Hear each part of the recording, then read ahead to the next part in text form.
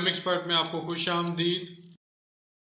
आज की वीडियो में हम सीखेंगे इंक्रीजिंग एंड डिक्रीजिंग फंक्शन क्या होते हैं और फर्स्ट डेरिवेटिव टेस्ट क्या होता है। वीडियो में आगे जाने से पहले रिक्वेस्ट है कि चैनल को सब्सक्राइब कर लिया करें ताकि आपको आने वाली नई वीडियोस की इंफॉर्मेशन मिलती रहे। इंक्रीजिंग एंड डिक्रीजिंग फंक्शन, सारी बातें जब भी हम किसी भी फंक्शन को ड्रा करते हैं तो एक लाइन या कर्व जो भी ड्रा होती है, हमने ये देखना है कि वो कर्व किस हिस्से में इंक्रीज हो रही है और किस हिस्से में डिक्रीज हो रही है। तो ये कैसे चेक किया जाता है?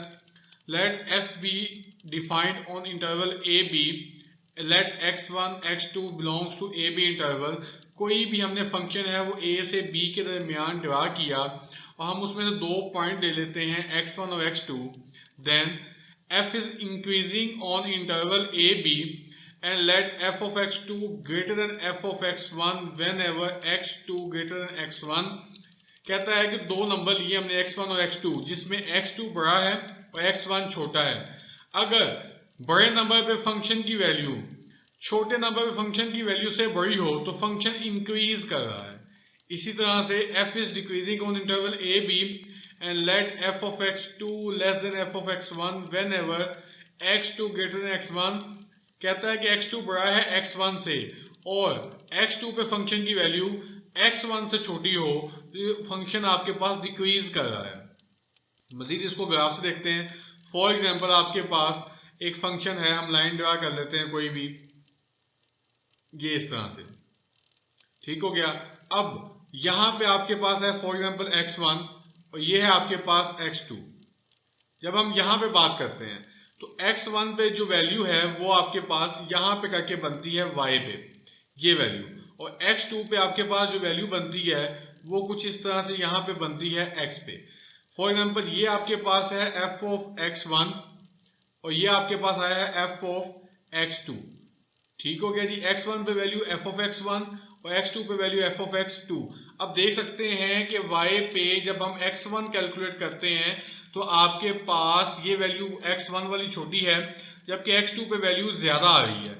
इसका मतलब हम अगर ग्राफ में भी देखें तो फंक्शन की वैल्यू यहाँ पे आपके पास बढ़ रही है, इंक्रीज हो रही है। तो इसका मतलब आपके पास पहली कंडीशन कि x1 x2 दो पॉइंट है जिसमें x2 बड़ा है। हम जानते हैं कि x के इस तरफ वैल्यूज बढ़ती हैं, आपके पास बड़ा फंक्शन है। जैसे ही आपके पास बड़ी वैल्यू पे बड़ा फंक्शन की वैल्यू आ जाए और छोटी पे छोटी वैल्यू हो तो फंक्शन इंक्रीज कर रहा है।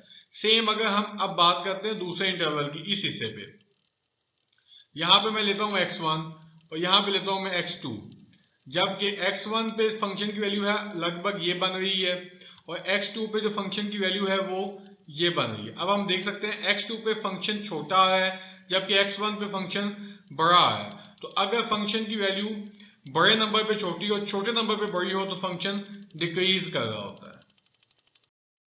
आगे है check f of x equal to x के इंक्रीजिंग और डिक्रीजिंग फंक्शन इन 1 to 5, यानी कि 1-5 के इंटरवल में चेक करना है कि फंक्शन इंक्रीज कर रहा है या डिक्रीज कर रहा है। तो इस इंटरवल में से हम क्या करेंगे, दो वैल्यूज ले लेते हैं, एक x1 ले लिया 2 और x2 ले लिया 4। x2 बड़ा है x1 से, ये कंडीशन हमेशा याद रखनी है, यही होगी। अब x1 पे जब वैल्यू कैलकुलेट की तो x1 का मतलब 2 पे वैल्यू 2, अब x स्क्वायर है तो 2 पे हो जाएगा 2 का स्क्वायर 4। x2 का मतलब फंक्शन की वैल्यू 4 पे, x स्क्वायर में जब 4 पुट करेंगे आपके पास आ जाएगा 16।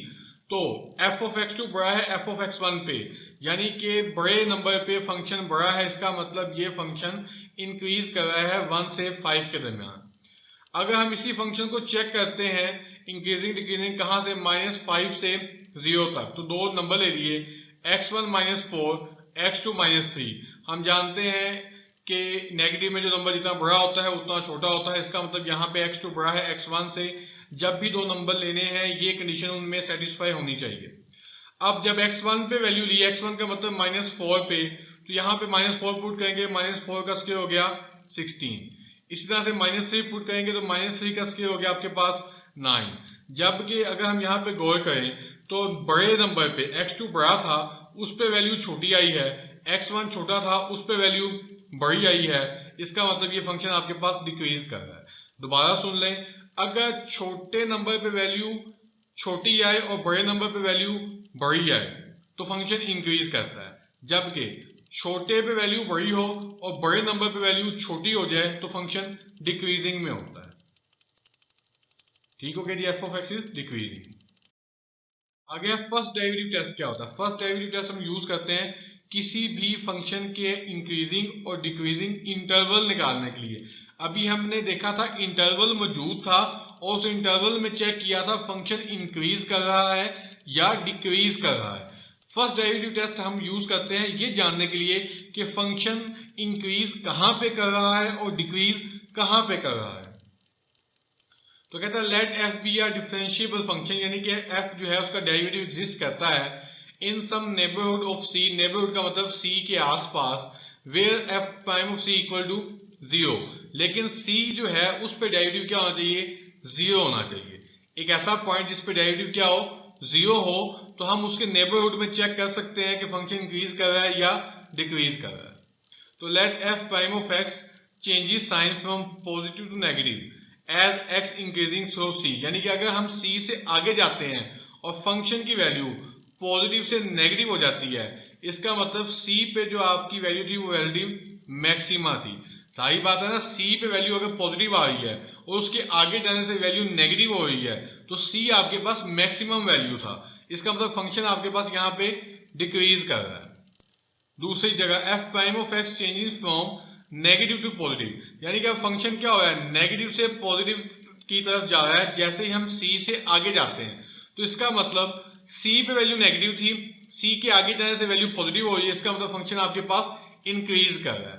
दोबारा देखें, पहले मैं कहा था पॉजिटिव टू नेगेटिव, यानी कि पहले वैल्यू पॉजिटिव है लेकिन जैसे ही सी से आगे जाते हैं वैल्यू नेगेटिव हो जाती है, इसका मतलब फंक्शन डिक्रीज कर रहा है। नेगेटिव टू पॉजिटिव मतलब सी पे नेगेटिव है लेकिन जैसे ही आगे जाते हैं पॉजिटिव हो रही है, इसका मतलब सी के आगे वो आपके पास पॉजिटिव वैल्यू इंक्रीजिंग में है। तो let F be a differentiable function on the open interval A B, then दूसरे लफ्जों में हम कह सकते हैं कि F is increasing on A B if F prime of X greater than 0। अगर डेरिवेटिव 0 से बड़ा होगा जिन जिन वैल्यूज पे उन वैल्यूज पे फंक्शन इंक्रीज करेगा, और जिन जिन वैल्यूज पे डेरिवेटिव आपके पास नेगेटिव होगा उन वैल्यूज पे फंक्शन आपके पास डिक्रीज करेगा। अब असल में ये चीज है क्या? फॉर एग्जांपल आपके पास ये एक ग्राफ है, मैं कहता हूं ये, अब हम चेक करते हैं यहां पे अगर x के ऊपर हम ये पॉइंट है, असल में डेरिवेटिव आपके पास स्लोप होता है, यानी कि स्लोप यानी कि tangent of the slope. Tangent कहते हैं उस लाइन को जो एक पॉइंट को टच करती है। जब मैं x के ऊपर आपके पास स्लोप लेता हूं तो स्लोप कुछ इस तरह का आएगा ये। अब ये स्लोप आपके पास स्ट्रेट आ गया, यानी कि स्लोप आपके पास 0 है। 0 है इसका मतलब ये वाली कंडीशन, ये c वैल्यू है, यानी कि यहां पे x बराबर किसके है? c के। अब जैसे मैं आगे जाता हूं x से, यानी कि c से आगे जा रहा हूं, यहां पे अगर मैं आपके पास टेंजेंट ड्रा करता हूं इस तरह से, तो आपके पास देखें ये वैल्यू यहां पे इधर नेगेटिव है, लेकिन जब हम x की तरफ आगे को जा रहे हैं तो वैल्यू पॉजिटिव हो रही है। इसका मतलब c से आगे जाने से नेगेटिव से साइन चेंज हो रहा है पॉजिटिव में, इसका मतलब ये फंक्शन कर रहा है इंक्रीज। और c जो था वो आपका फिर मिनिमा था, क्या था आपके पास? मिनिमा। ठीक हो गया जी। इसी तरह से यहां पे फिर सुन ले, फर्स्ट डेरिवेटिव आपके पास टेस्ट क्या कहता है कि c आपके पास ऐसा पॉइंट है जिसपे फंक्शन 0 है। अगर हम c से आगे जाते हैं वैल्यूज चेंज हो जाती है नेगेटिव से पॉजिटिव। क्या हो जाती है? नेगेटिव से पॉजिटिव। तो इसका मतलब जो c आपके पास वो मिनिमम वैल्यू थी, जैसे हम इस ग्राफ में देख सकते हैं c के ऊपर आपके पास मिनिमम वैल्यू है, जबकि ग्राफ इधर से इस तरफ भी ऊपर को है और इस तरफ भी ऊपर को है। इसका c पे डेरिवेटिव 0 आ रहा था, c से आगे जा रहे हैं तो नेगेटिव से पॉजिटिव आपके पास डेरिवेटिव हो रहा है। ठीक हो गया जी, उम्मीद है इसकी समझ आ गई होगी। आगे है critical values and critical points. Critical values कहते हैं जिन पे डेरिवेटिव 0 होता है। आपके पास कोई ऐसी वैल्यू जिस पे डेरिवेटिव क्या हो? 0 हो या एग्जिस्ट ना करे, उसको हम क्रिटिकल पॉइंट्स या क्रिटिकल वैल्यूज कहते हैं।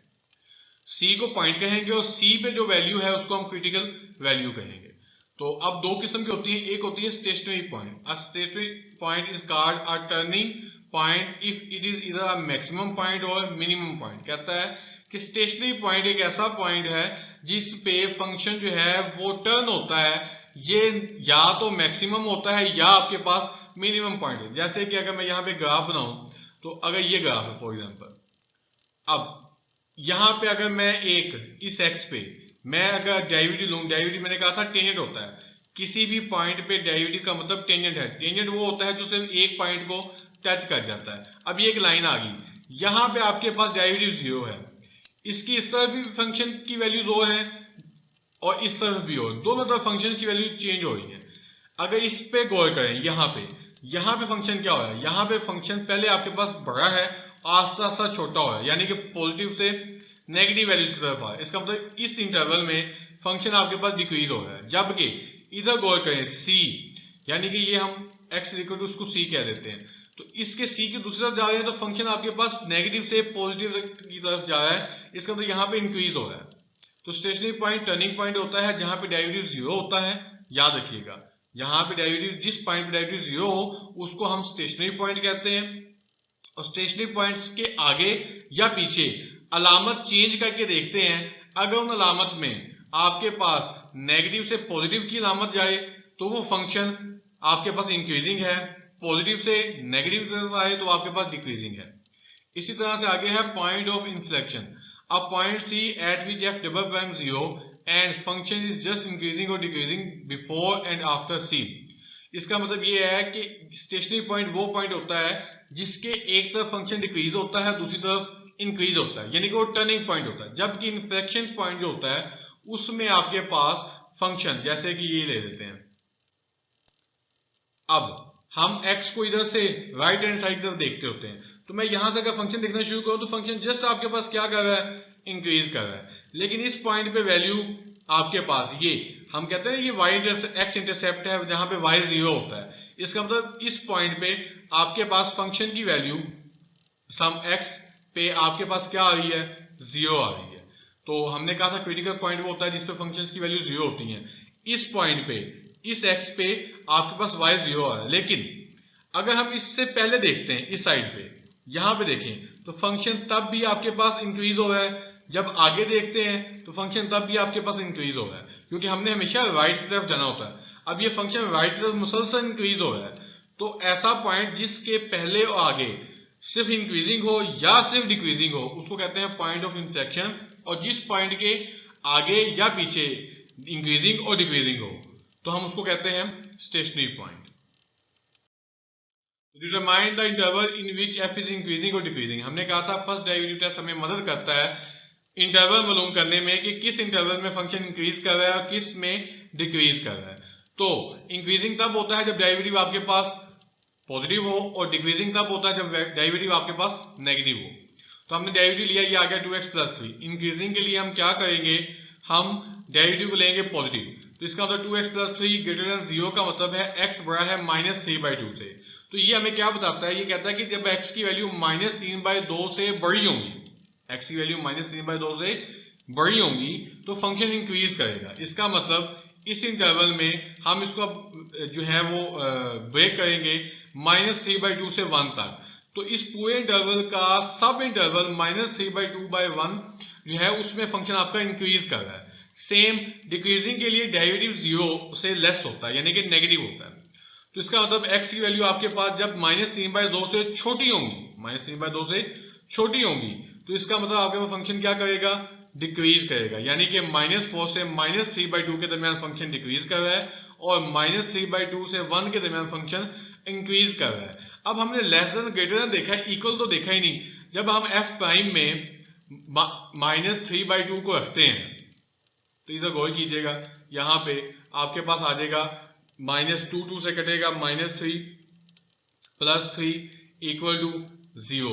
तो हमने अभी थोड़ी देर पहले बात की थी ना, जिस वैल्यू पे डेरिवेटिव 0 होता है वो स्टेशनरी पॉइंट होता है, यानी कि वो टर्निंग पॉइंट है। अब देख लें, -3/2 से 1, -3/2 से आगे जा रहे हैं तो फंक्शन इंक्रीजिंग में है, -3/2 से पहले आ रहे हैं तो फंक्शन डिक्रीजिंग में है।